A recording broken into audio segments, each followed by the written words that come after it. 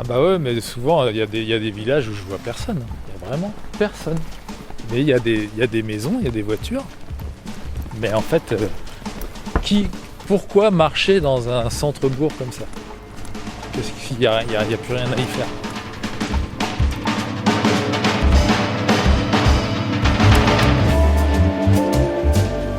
Thibaut Dorien photographie les vieilles enseignes depuis plus de 20 ans.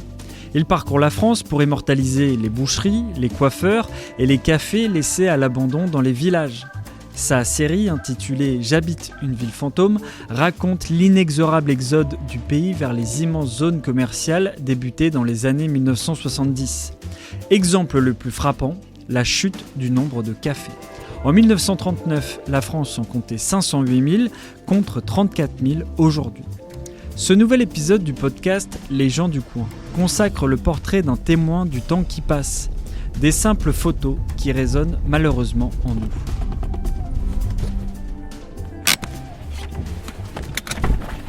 Bonjour Thibaut, comment allez-vous? Bien. Vous voulez monter direct? On va peut-être charger, attendez, j'arrive. Alors moi je photographie des magasins abandonnés depuis 20 ans, depuis 2005. J'ai commencé ça par hasard. En 2005 j'étais chanteur dans un groupe de chansons françaises.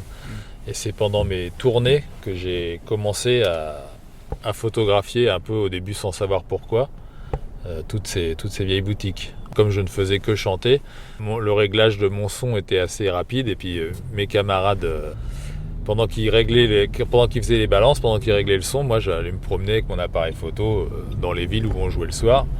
Et puis j'ai commencé à photographier une façade, deux façades, trois façades. Je les trouvais émouvantes. J'imaginais la vie des gens qui avaient passé leur vie justement derrière ces volets. En fait, ça c'était 2005, 2006. J'avais des concerts un peu partout en France. J'ai commencé à en accumuler quelques-unes. Après, je suis parti vivre 3 ans à Bruxelles parce que j'avais quitté mon groupe. J'avais envie de changer de vie. Je suis parti vivre à Bruxelles 3 ans. Et là-bas, j'ai continué à en photographier parce qu'il y en avait aussi là-bas.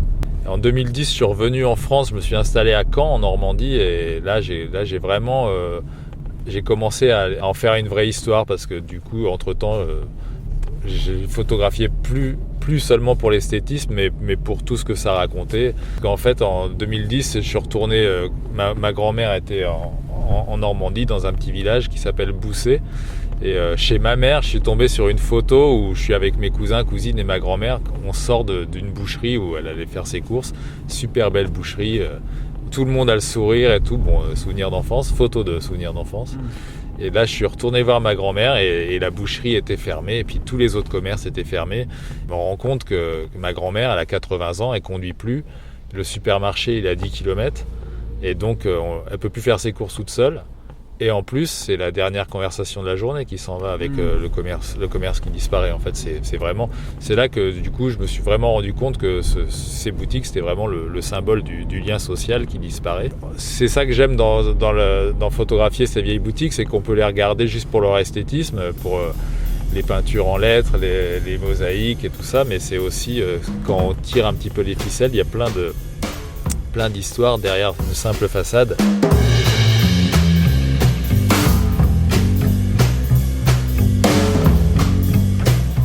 Bon alors là Thibaut, qu'est-ce qu'on va faire? Est-ce que tu peux nous décrire là ce qu'on va faire?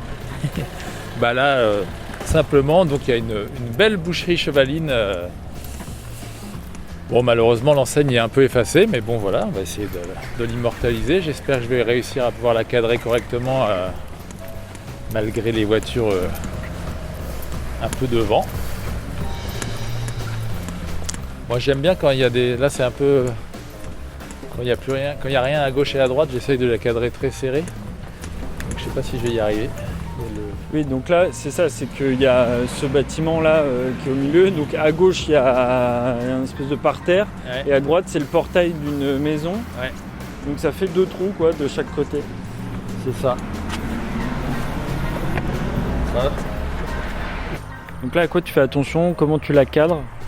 Oh ben là en fait moi c'est très simple, je fais juste attention à être bien droit, à respecter les perspectives parce que mes photos elles sont, quand je fais les tirages, c'est vraiment tiré à 4 épingles, bien, tout bien droit et Je pense que ça participe au fait que ça soit impressionnant l'ensemble en fait, quoi. Donc j'en prends quelques-unes. Souvent il y en a bien trop, mais bon. C'est quand même incroyable d'avoir cette obsession-là. T'expliquerais que tu commences à photographier toutes ces enseignes parce que tu viens justement de ce petit village, parce que c'est quelque chose qui te touche, que toi tu as... Ah bah oui, j'ai grandi à la campagne, enfin dans une petite ville, et j'ai des souvenirs avec ma mère d'aller faire les courses, d'aller chez le boucher, puis après chez le fromager, et puis souvent ça se terminait au café. Moi j'avais comme obsession de les immortaliser avant qu'elles disparaissent complètement, toute cette boutique, parce que celles que j'ai photographiées depuis 20 ans, il y en a une grande majorité qui n'existe plus. J'ai jamais vu, je m'amuse de temps en temps à repasser devant, j'ai jamais vu un commerce repartir. Dans le meilleur des cas, ça se transforme en habitation. Et puis, oui, je voulais les immortaliser avant qu'elles disparaissent et qu'on se souvienne de ça, parce que moi, donc, cette série-là, je l'expose depuis... j'ai commencé à l'exposer en 2007, donc ça va bientôt faire 20 ans aussi que j'expose ces photos. Je les ai exposées en France, à l'étranger, et j'aime beaucoup l'exposer aussi de manière institutionnelle. Il y a des mairies qui organisent des expositions en plein air sur des grands formats, tout ça, pour qu'il y ait un public qui ne va pas forcément en galerie, qui les voit. Et le vernissage, c'est toujours l'occasion de parler...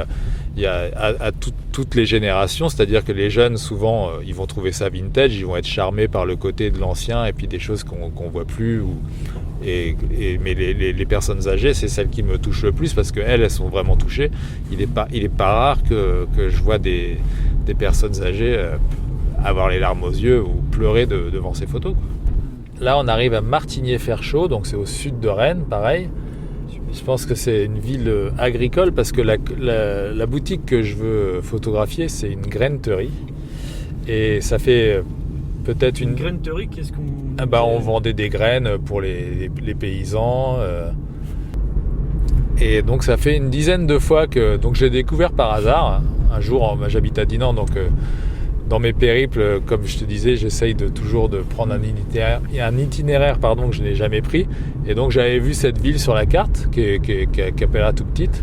Il y a un beau donjon en ruine, là. Et donc je suis tombé sur cette graineterie, mais il y a toujours une voiture garée devant. Et à force de revenir, j'ai constaté que c'était toujours la même voiture en plus. Et donc une fois, j'ai vu un monsieur qui m'épie un peu. Ça arrive souvent, ça, dans les villages, on regarde qui c'est celui-là avec son appareil photo. Et donc j'ai frappé à sa porte, en me disant c'est peut-être sa voiture. Je lui demande, ça m'arrive souvent de demander aux gens s'ils peuvent bouger leur voiture quand. Et bon, il m'a pas ouvert, mais on va voir aujourd'hui. Déjà, est-ce que la voiture est encore là? Ça serait beau quand même de parler à ce monsieur. Non, mais qu'elle soit pas là. Ouais, que la voiture soit pas là pour qu'on arrive enfin à prendre cette photo, que tu y arrives, quoi. On voit quand même qu'il y a une vie, mais c'est vraiment une vie agricole, là, je pense que... Ah oui, là, c'est tourné vers l'agriculture, effectivement. Ouais. Mais bon, vous pourriez déjà aller, là, il y a encore quand même quelques commerces. Il y a une vie, il y a un ou deux cafés, un ou deux restaurants. Et alors là, on va bientôt arriver à... Donc tu connais le chemin? Ah oui, je connais le chemin. Bon, de toute façon, c'est... Les petites villes comme ça, c'est la rue principale, 2-3 rues autour, et on a vite fait le tour. C'est à gauche, là. C'est à gauche et elle va être sur la droite. Tu vas le voir tout de suite? Ah ouais, je vais le voir tout de suite. Je vais être dégoûté tout de suite de voir qu'il y a une voiture garée devant. Là, il y a une voiture garée devant? J'ai l'impression, ouais. Mais c'est pas la vieille blanche que je connaissais. C'est une rouge. Tu vois, elle est là. La graine, graine primeur. Magnifique. Ouais, mais bon, magnifique, mais ça sera pas encore pour cette fois-ci. Bon, après, on peut prendre un petit café. Ouais, on peut prendre un café, mais comme t'as vu, il y en a deux là, donc. De quoi? Deux voitures. C'est la moitié de l'une et l'autre moitié de l'autre qui gêne. Là, t'as une place là, tiens.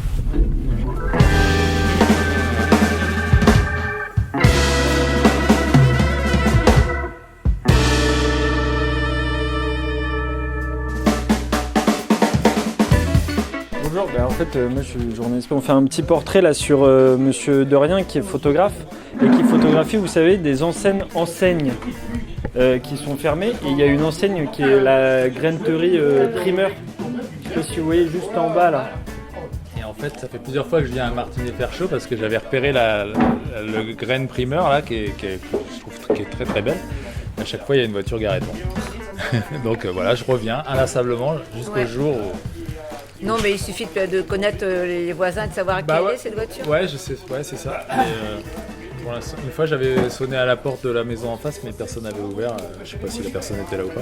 Depuis très peu de temps, il n'y a plus grand monde dans le bourg de Martigny-Fachot, qui est devenu une ville fantôme, n'est-ce pas? Mais c'est le cas de tellement de petites villes de cette taille-là. Justement, c'est vrai que j'ai vu aussi, il y a le vieux garage Citroën là, qui est beau. Ouais, là. il est beau, hein. Moi je l'ai pris, en photo. Le monsieur était là tout à l'heure. Ah ouais, d'accord. Ouais.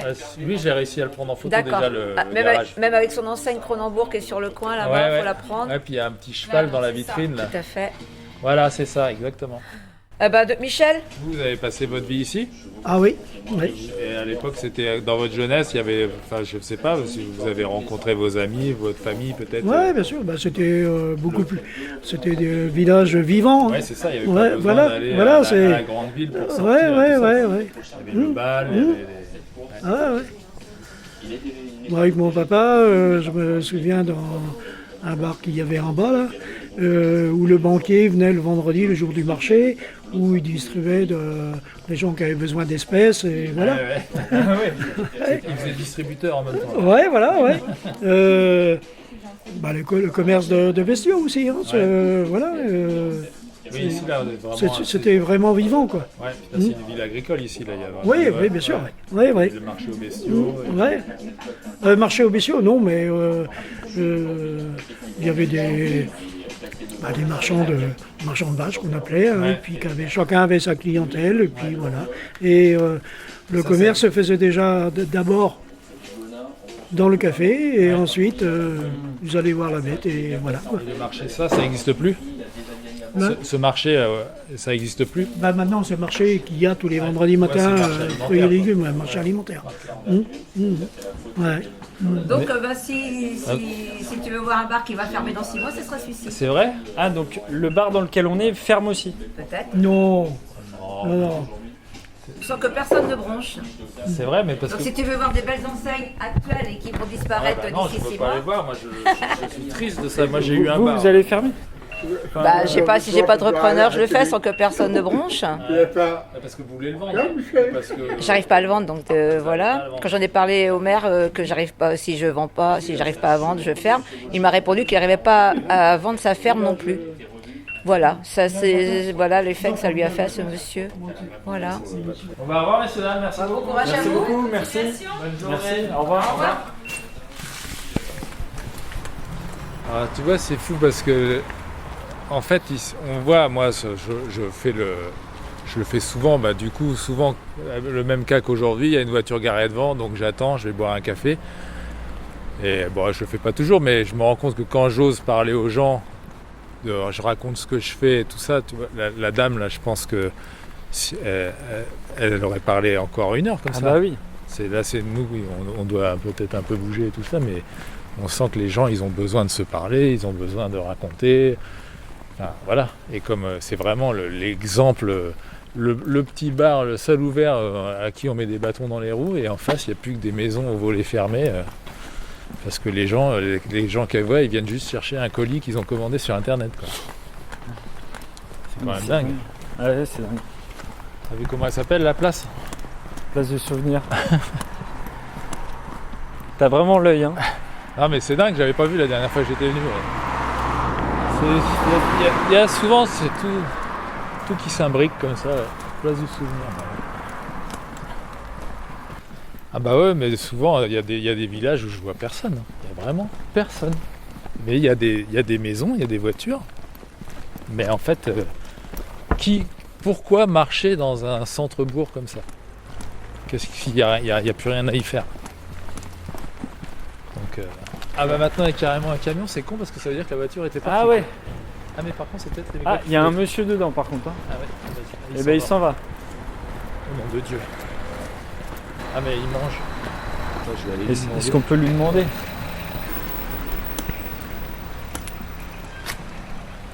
Bonjour, Bonjour. monsieur. Excusez-moi de vous déranger. En fait, je vous explique vite fait pour que vous compreniez ma demande. Je photographie les vieilles enseignes. Et ça fait plusieurs fois que je viens à Martigny-Fachot dans l'espoir de photographier cette grainerie. Bah, si vous pouvez avancer de 2 mètres, juste 2 minutes, c'est super, merci. C'est vraiment gentil, merci. Et là, Je vais pouvoir la voir en entier. Presque les conditions idéales. Donc là, on est dans une rue passante. Toi, tu es le dos contre le mur d'en face. Bah ça, c'est souvent le... Et là, c'est la course à la photo. Ouais, bah là, en fait, j'apprends à différents diaphes pour avoir pas de soucis. Je regarde si je suis pas trop dans le reflet. Là, je suis content parce que la dernière fois que je suis venu, tu vois, la voiture était avancée. Ça me gâchait la moitié de la vitrine. Là, je suis content. Là, je suis venu pour toi, mais je vais repartir avec une photo quand même.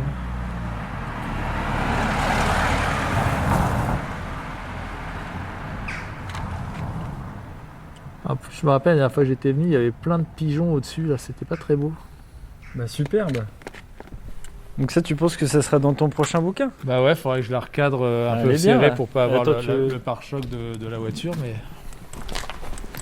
Ah bah en plus, on va pouvoir faire la vidéo après. Le chasseur de façade.